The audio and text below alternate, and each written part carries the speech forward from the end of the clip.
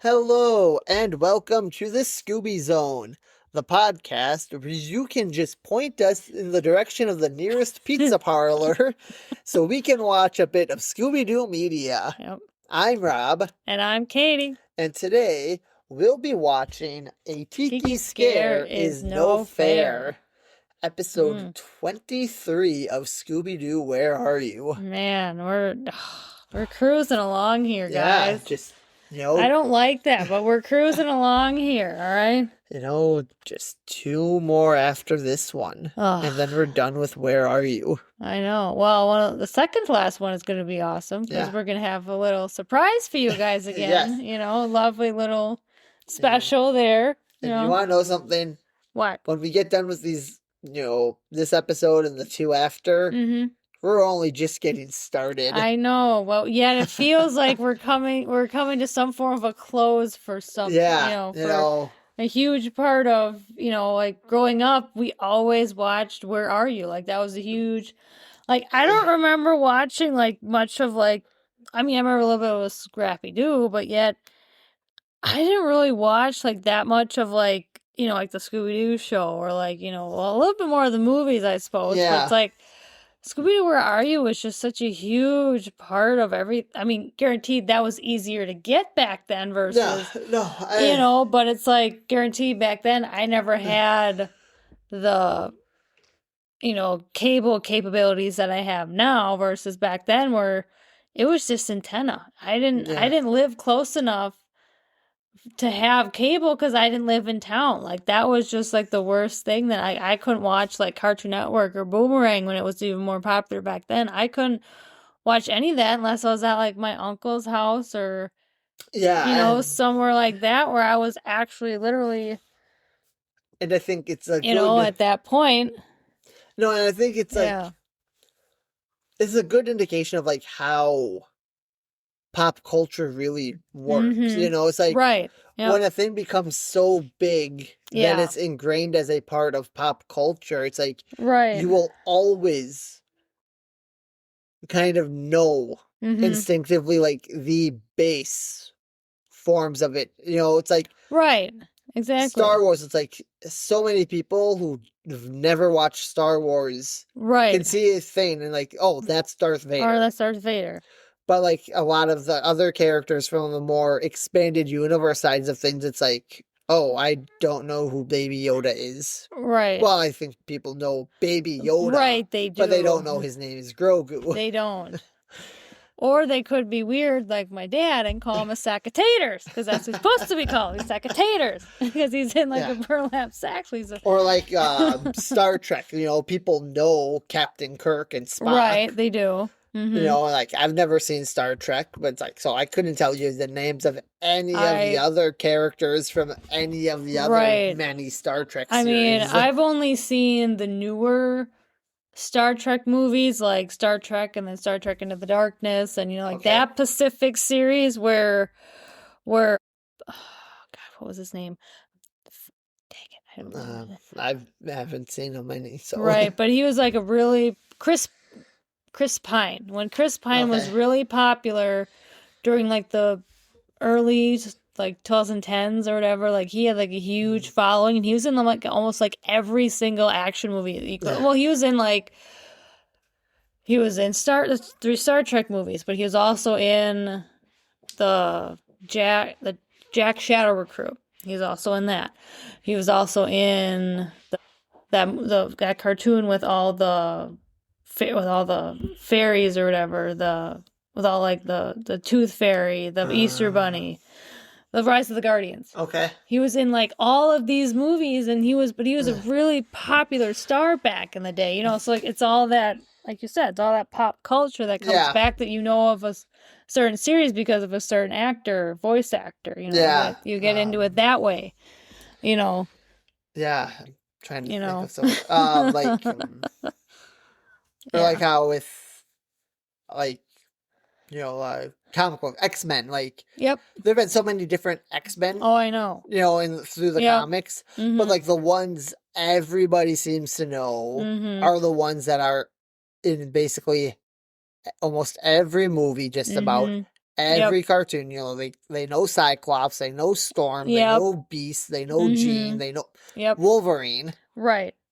But it's like, you know. I mean, I know more of those like Cyclops and Storm and like some of those like harder ones because I remember as a kid watching the X-Men, watching that cartoon series. Like I remember more of watching that growing up. You get Beast who teleports around and he makes fun of it and I'm like, this guy is weird.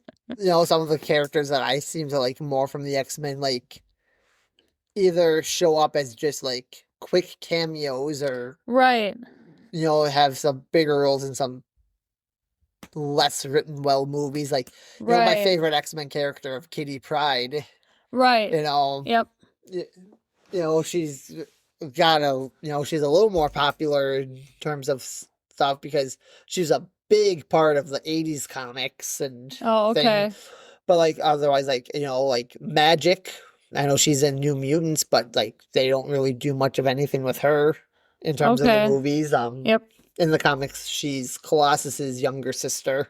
Oh, Colossus is another one. Like, you know, probably got some bigger popularity because of his appearance in Deadpool. Could be. But like, the mutant Husk is one I've recently discovered, and I'm kind of really enjoying her as a character. In a brief nutshell, her entire power set is she can rip off her skin, and underneath will be like new skin of like different material as needed to be. Okay, that's really cryptic. That's like, really, I mean, I'm sure it's useful, but it's really weird. It's like how some of these characters like have some really like ridiculous powers. It's like because like I think I read the first issue of Generation X from back in the early 90s, mid 90s, somewhere in that ballpark.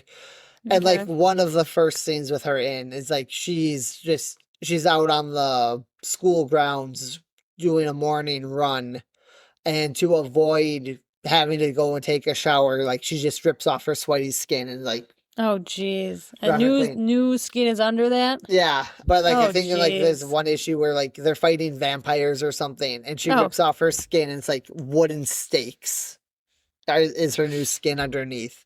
But like it could be like concrete or like bricks, like whatever the plot needs it to be, really. That just, I don't know how much I'd feel about a character like that. I mean, it's like they're interesting things. Or like, or like the X-Men Cypher.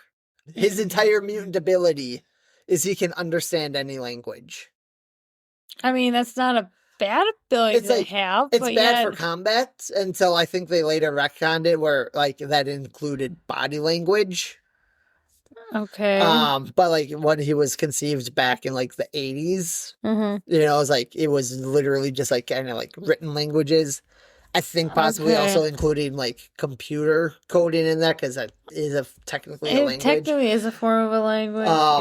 But yeah, like he ended up getting killed during one of the big X-Men events because of lack of popularity because like he wasn't really a combat focused character. Yeah. But yeah, like I've learned to like really appreciate that character. Right? Yeah, I mean it just you know, it's like it's just kind of the more nuanced things that you don't think of. No, you don't. But yeah, like you know, I'm curious like how many people you know who are casual fans of something or just know from pop culture like know that character. Right. Yep.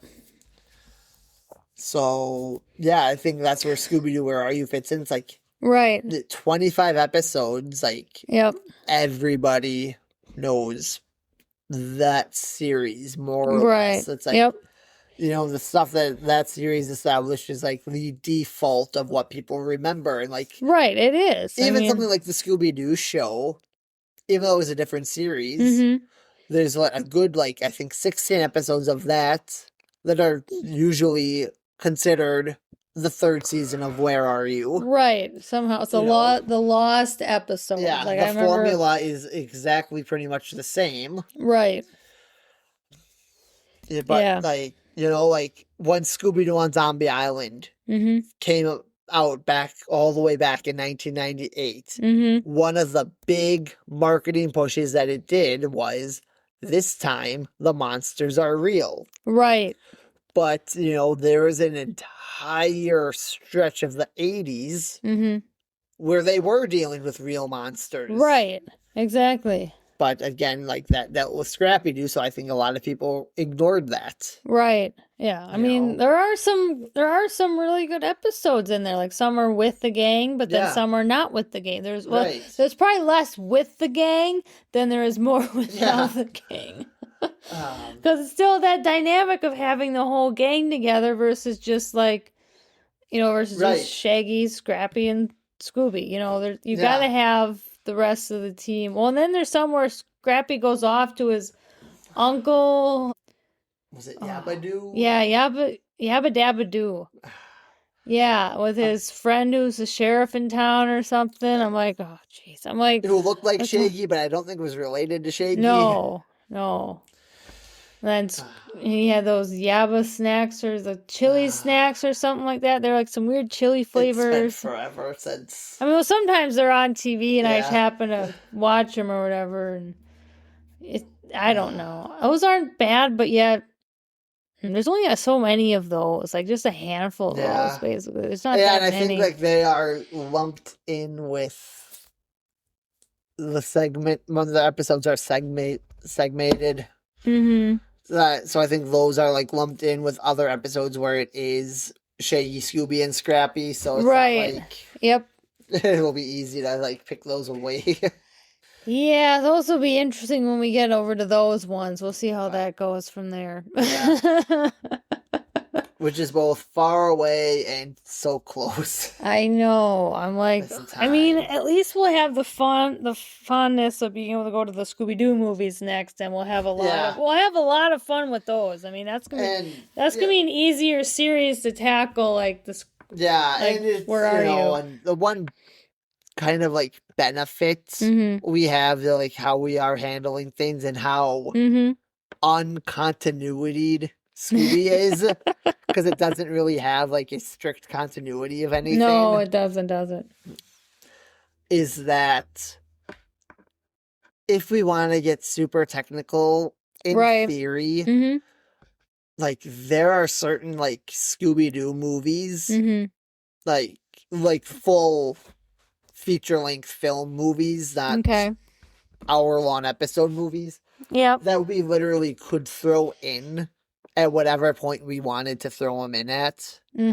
Like, for example, I know in the new Scooby movies, the episodes, we have 2 episodes with Batman and Robin. Right.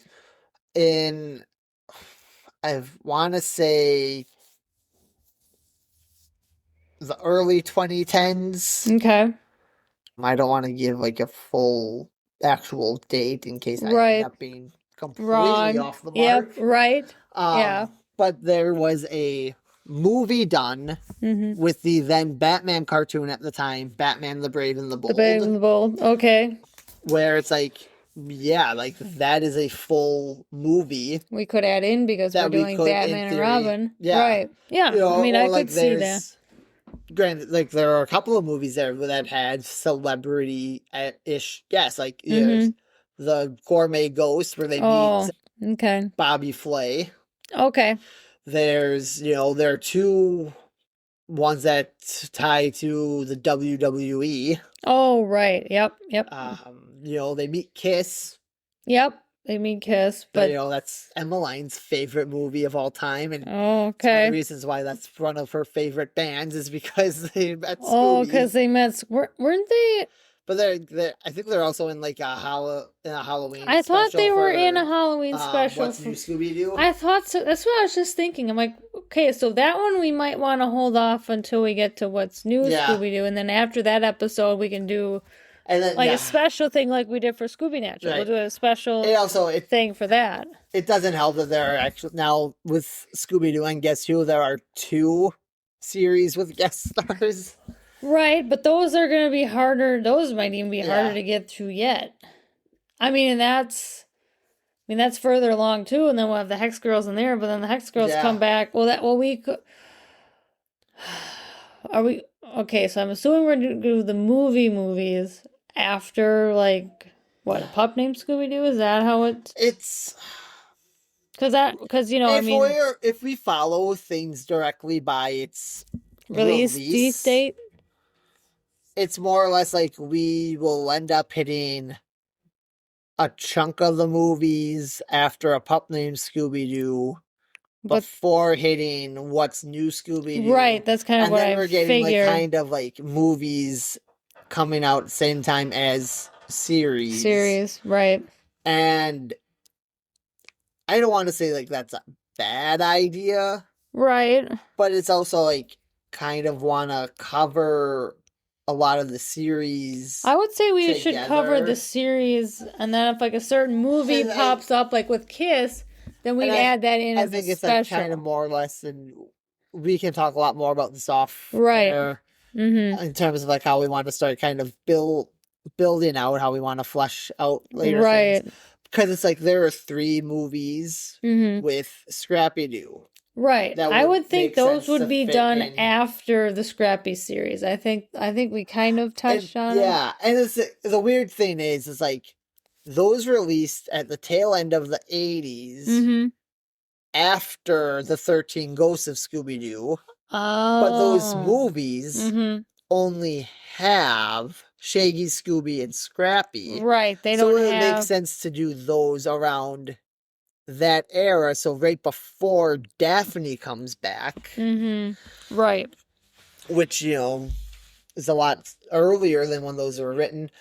Right, but yet we're following the timeline of the series itself. Or like how, there's a Scooby-Doo movie that uses the character of the Blue Falcon and Dynamite. Right. There are crossover appearances with the Dynamite cartoon in Scooby-Doo during the time of the Scooby-Doo show. Right. That, in my personal opinion, I would almost just throw the movie there because it doesn't connect to any other movie or like right. What's New Scooby-Doo had movies come out during that era where like they again are in those outfits. Right. Would make sense to cover those movies in there. Right. Like Monster of Mexico and in a weird way, Legend of the Vampire, but like that one's weird because of its inclusion of the Hex Girls. Right. But every time the Hex Girls show up after their original first appearance, there's nothing to indicate.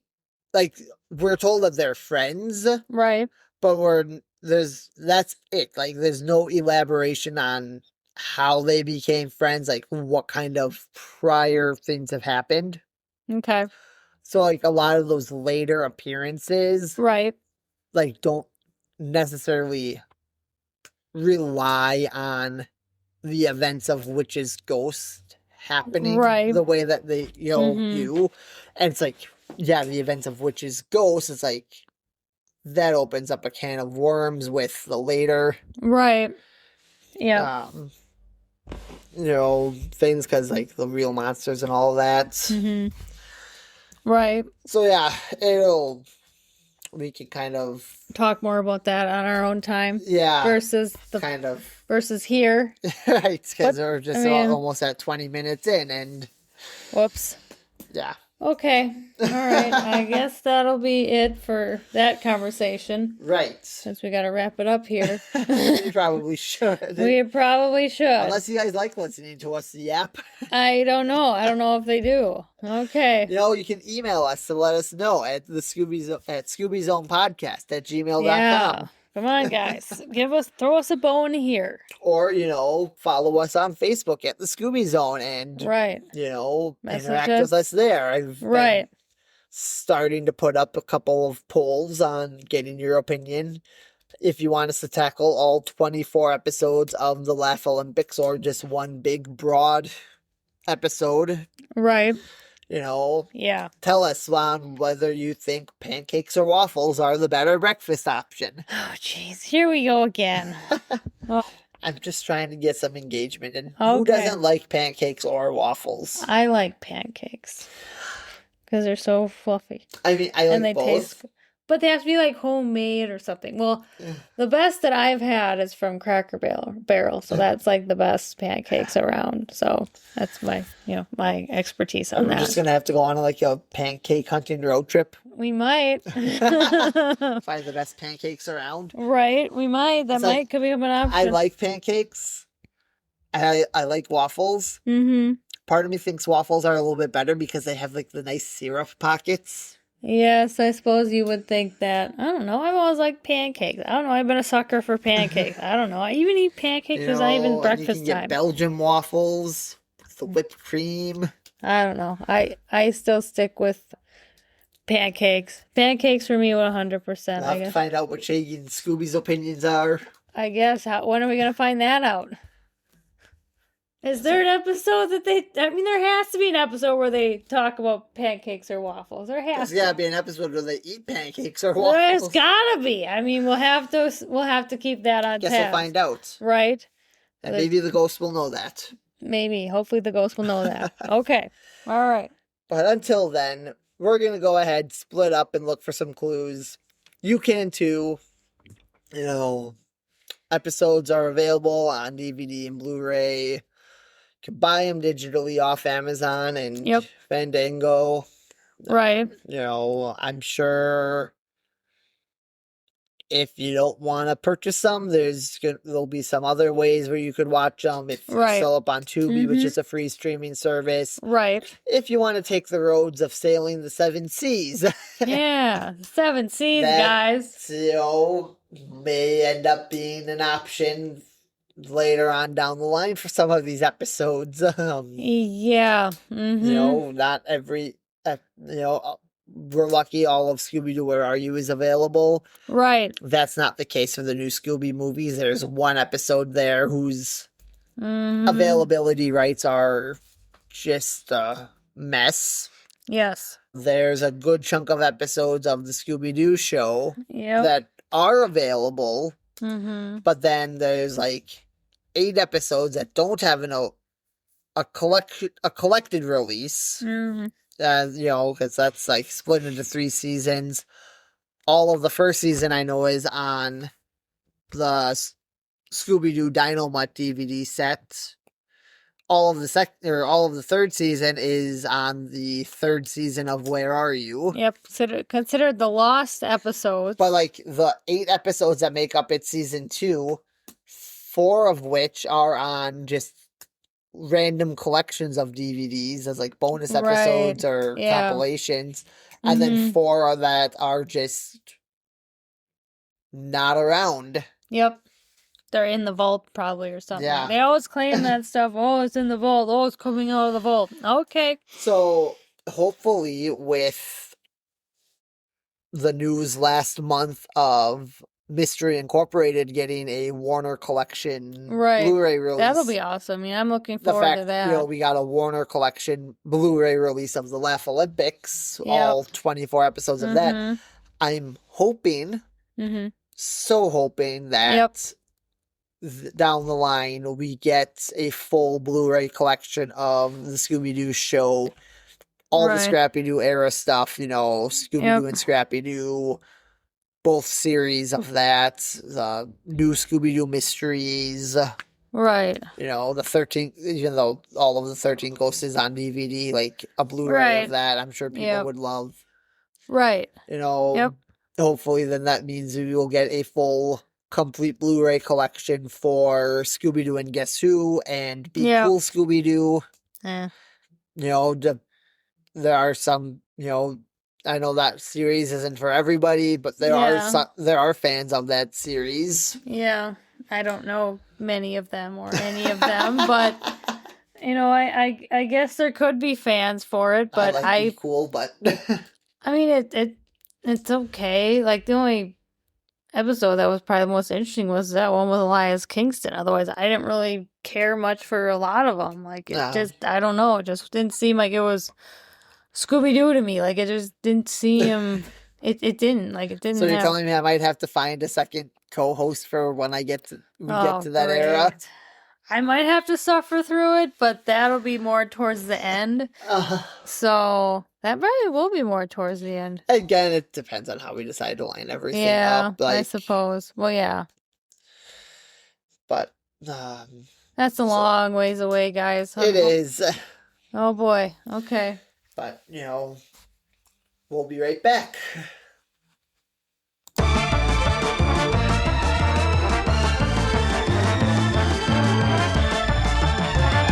And we're back. We are. That was a Tiki Scare is no fair. And it definitely wasn't fair. It wasn't fair that it was not a scare. Right. Yeah, we didn't really get much of a scare, did we? Well, there was a tiki. There was a tiki. It wasn't at least it was a wiki tiki. No, it was mono tiki tia. Mono tiki. Oh, good. You said it right this time versus something else you're saying wrong. All right. We open with a shot of a volcano. Yeah.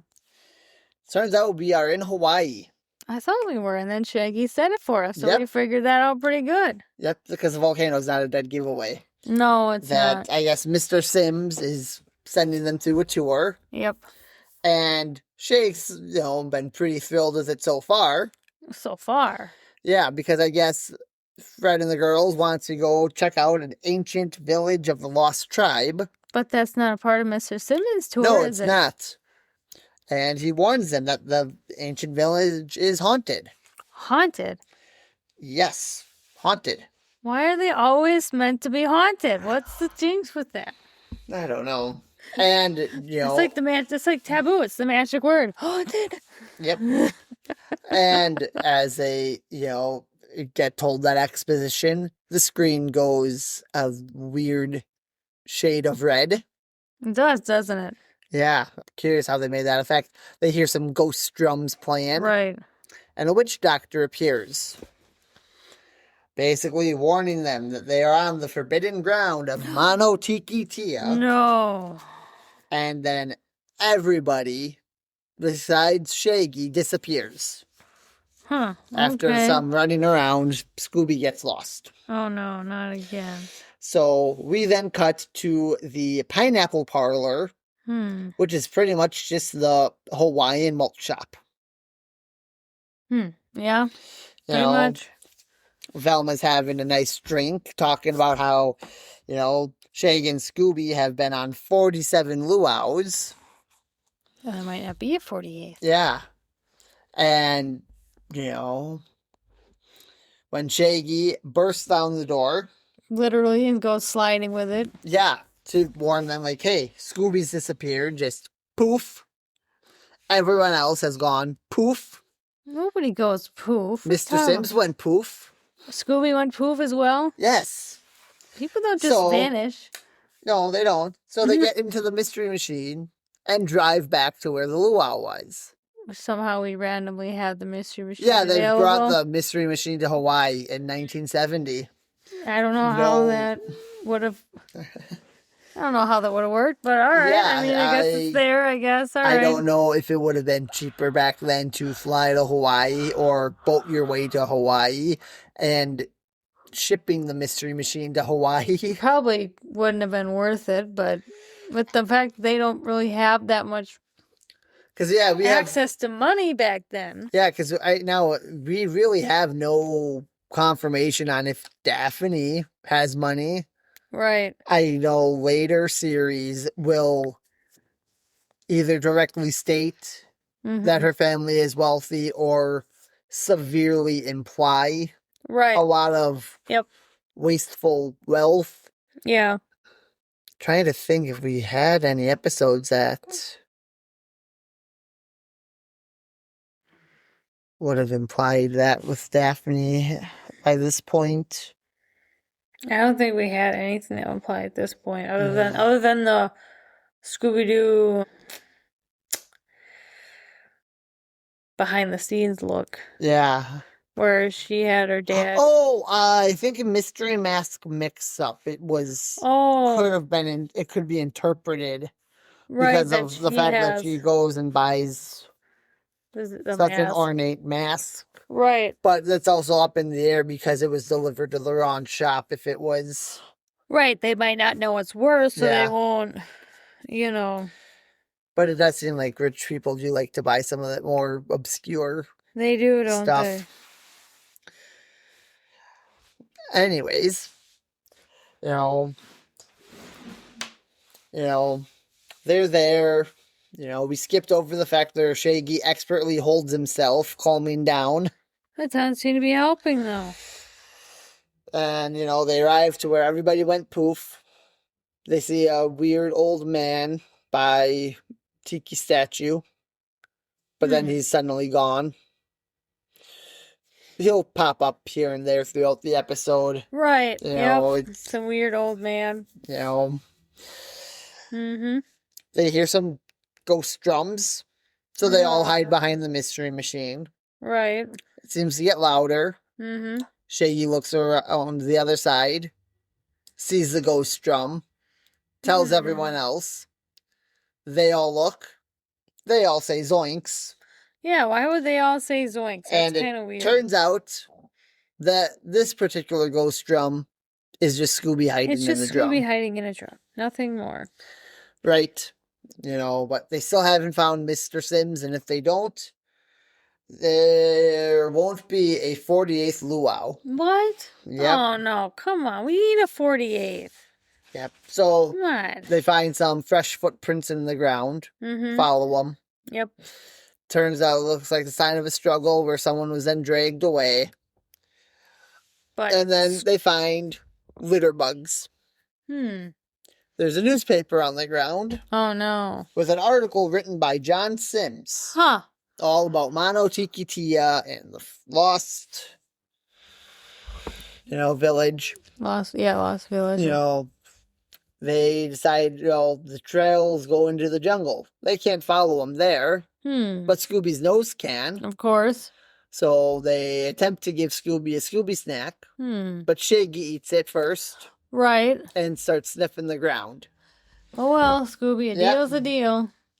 Darn. Well, lo and behold, we've got the witch doctor again. And Mono Tiki Tia scaring everyone. Yep. Velma carries everyone off again. Of course she does. And once again, like the last time, she carried everybody. She loses Shaggy and Scooby. Of course she loses them. She always loses them. Yep. Shaggy and Scoob run off doing what they do best. Right.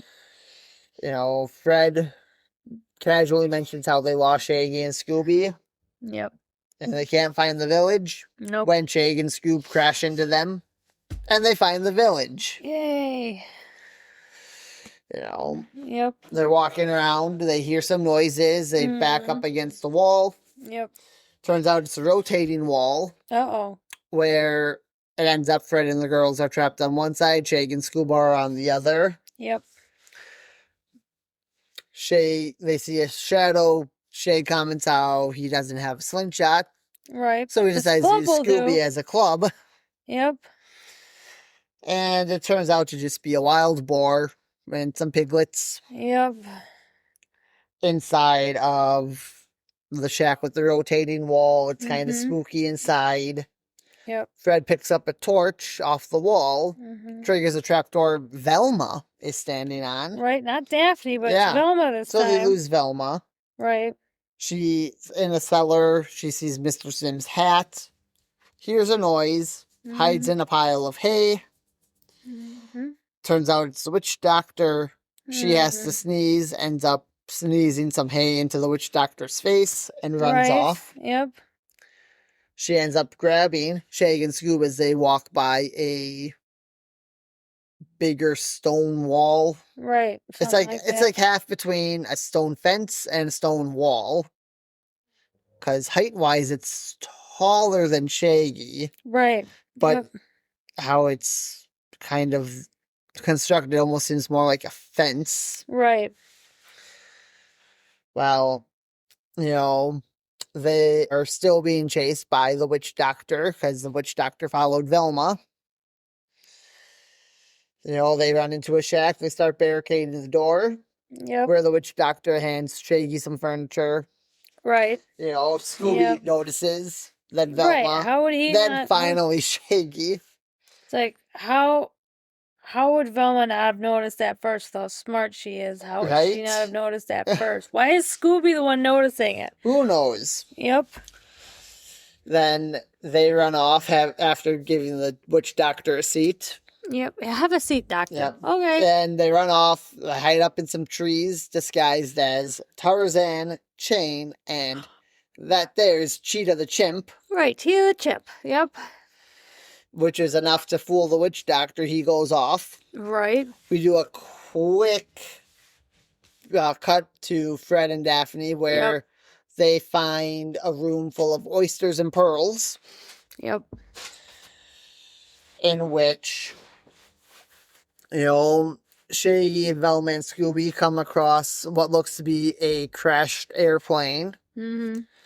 But only by looks, because it's just covered in plastic vines and it's got a fake skeleton with a laugh box recorded. Mm-hmm. Things are slowly starting to add up. Like 2 and 2 is 5? Yep, because, they get scared once again by some laughter from the skeleton. Of course. And they end up crashing into Fred and Daphne. Yep. Where they find another set of footprints. Mm-hmm. Which leads them to some water. Uh-oh. They see the old man in the water. Yep. So they go in after him. Mm-hmm. Which leads to a secret cavern. Yep. Which leads to the hidden village. The witch doctor is there once again. Yep. They run off into what I assume would have been the musical chase sequence, but there's no music this time. No, there isn't. Which is kind of disappointing. Shaggy and Scoob end up by a revolving wall. Mm-hmm. That the witch doctor pushes the button. Yep. Spins around and you get Scooby in the bath. Yeah. Push the button again. He doesn't like that. We have dancing Shaggy. Doesn't like that either. Nope. Pushes it again. We get Scooby doing the hula. He starts to like that at first, and then hits it again. We've got Shaggy with a party hat doing some juggling. Yep, with glass plates. Yep, but doesn't like that. Is it's really hammering on the button. The door just rotates fast enough. It shoots Shaggy and Scoob off into the jungle. Right. They come out in like a scary jungle creature leaf disguise. Right. Yep, by accident, of course. Which scares the witch doctor off. It does. Which is enough, like, well, here's what we're going to do for our trap. Yeah. We'll get an amusement park mirror out of the mystery machine. Yep. Hide it in the jungle. Mm-hmm. Then Scooby and Shaggy will, lure the witch doctor out by playing the ghost drums. Yep. Expertly, of course. Expertly. Because Shaggy mentions that they are experts at it. Right. He does, doesn't he? Which, they will then get the ghost to chase them. See, he'll get spooked by his reflection and then fall into the giant pit that they have that they've covered with palm leaves. Right. Well, the trap almost works. Shaggy and Scoop somehow manage to run through a thing where they have a witch doctor mask on them. Oh, they get scared, ends up running up a tree that flings them on top of the giant statue of Mono Tiki Tia. They've got its eyes covered, in which the giant statue ends up grabbing on to the witch doctor, holding the witch doctor, and kind of we assume it's going to end up rolling into the giant pit. Right, but it just is too top heavy, just crashes down. Yep. Right on top of it. Of course. And the witch doctor's revealed to be Mr. John Sims. What? Yep. Why would it be him? Basically, he and his associate that was controlling the statue were poaching pearls. Poaching? So they created the witch doctor disguise and the curse to keep people from snooping around. Ah. And it turns out the old man is a lieutenant for the Hawaiian police. Wow. Okay. Yep, and he was on the trails of, the poachers, and thanks to the gang and Scooby, managed to wrap it up. Things got wrapped up in a hurry. And as a thanks, he funds their last day of their vacation. He does, doesn't he? So we just get a shot of them at the 48th luau. Fred and Daphne are dancing. Velma is doing the hula in a not orange turtleneck. No, she's actually wearing a pink tube top.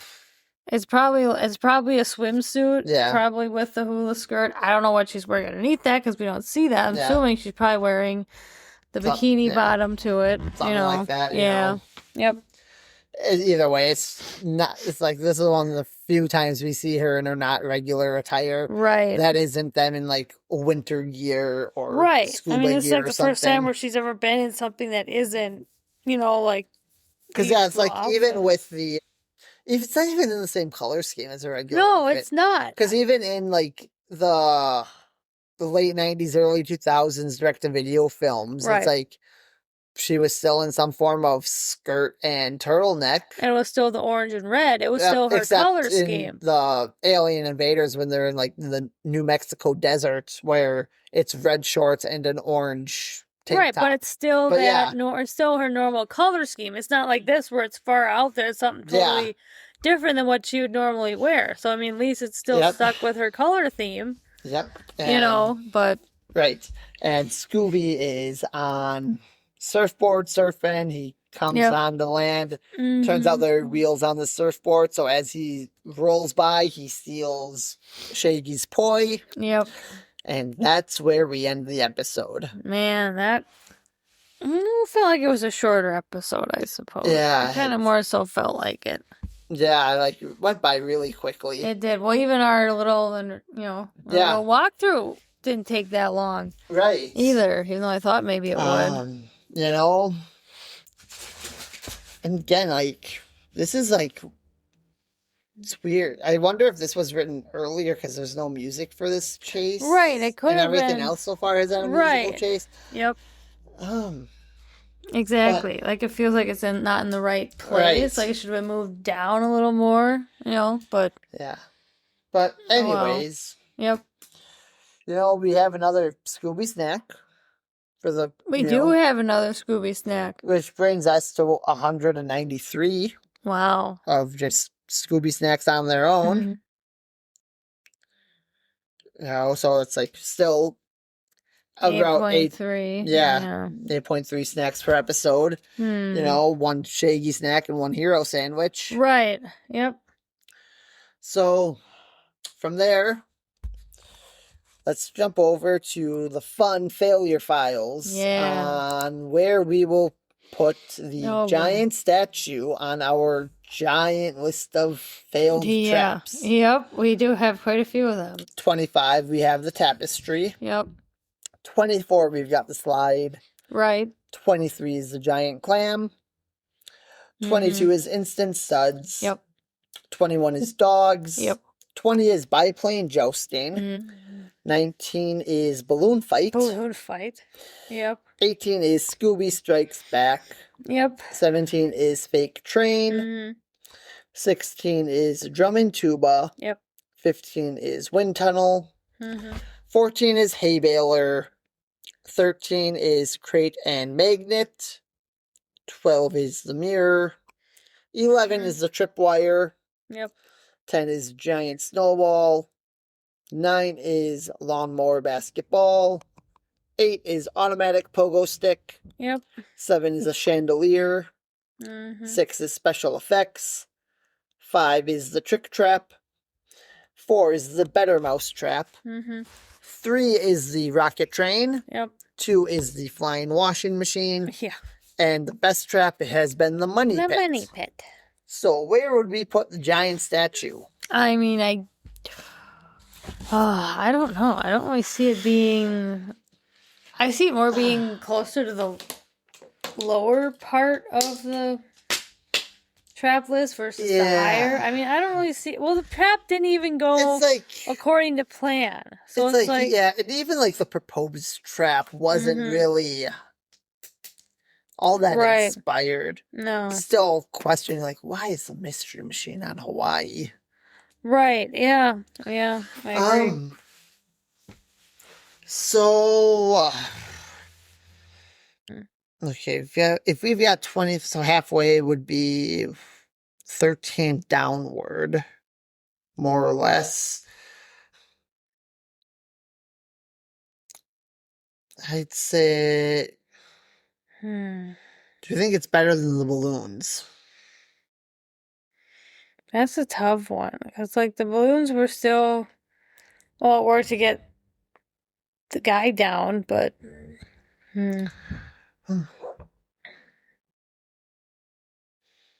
Yeah, because this is more or less like it was trapped by a matter of convenience, like kind of like with the giant clam. Yeah. At least with this, there was a little more thought prepared into the proposed trap than what the giant clam ended up replacing. Right, exactly. But I almost think Instant Suds was better than this one.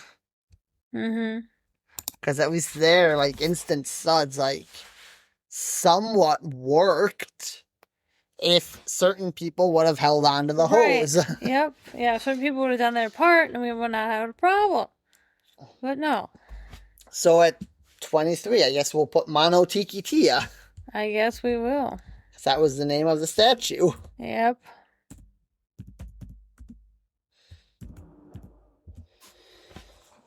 All right.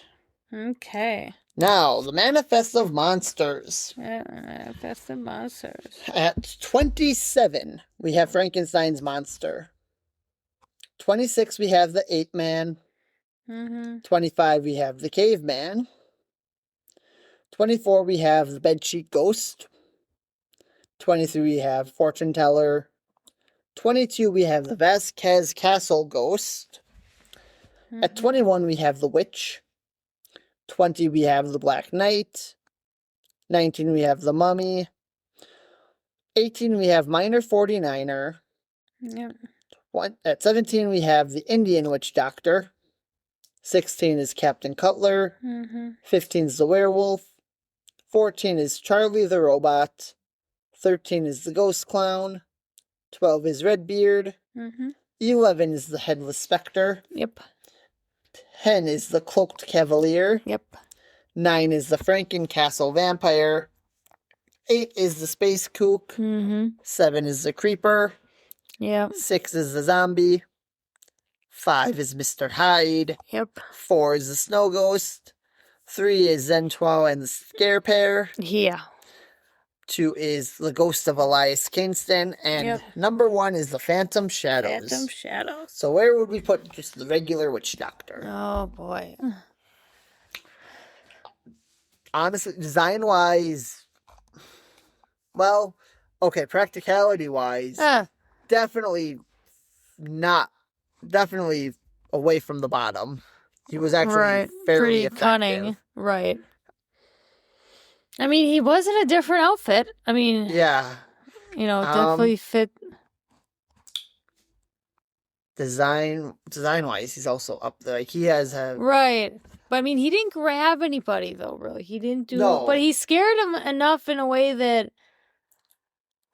I mean, I almost want to say he's close to the smarts of the vampire. Okay. The cunning and the scaring off and everything like that. I mean... Yeah. I mean, I don't know where... Because, like, this gets up to where they're grabbing. The Creeper didn't grab, but the Creeper was precise. Right. I mean, I don't know where... So, okay, let's... You know what I mean? Like, I mean, I see it as, like... Design-wise, I would put him above the vampire. Right. Because it's like... Anybody could be a vampire. Right, yep. Not saying anybody can't be a No, witch but doctor, I mean, I'm saying that, like, the reason he'd be above the vampire was because more of his cunning, more of his, you know, skill versus his outfit. But... So... Because he didn't do any grabbing, so he wouldn't be in this top 6. He wouldn't be up there. He'd be more closer to, like, those, like, the 7, 8, and 9. So, above the vampire, now... Right, we've already established that. Space Kook versus the Witch Doctor. Yeah, I'm going to ask you to go against against your favorite. I mean, both do scare them. Both design-wise. Yeah. Looking at these 3, because, you say not above Zombie, because Zombie grabs. Right. Between Creeper, Space Kook, and Witch Doctor, personally, I think both Space Kook and Witch Doctor have creepier designs than the Creeper. Right.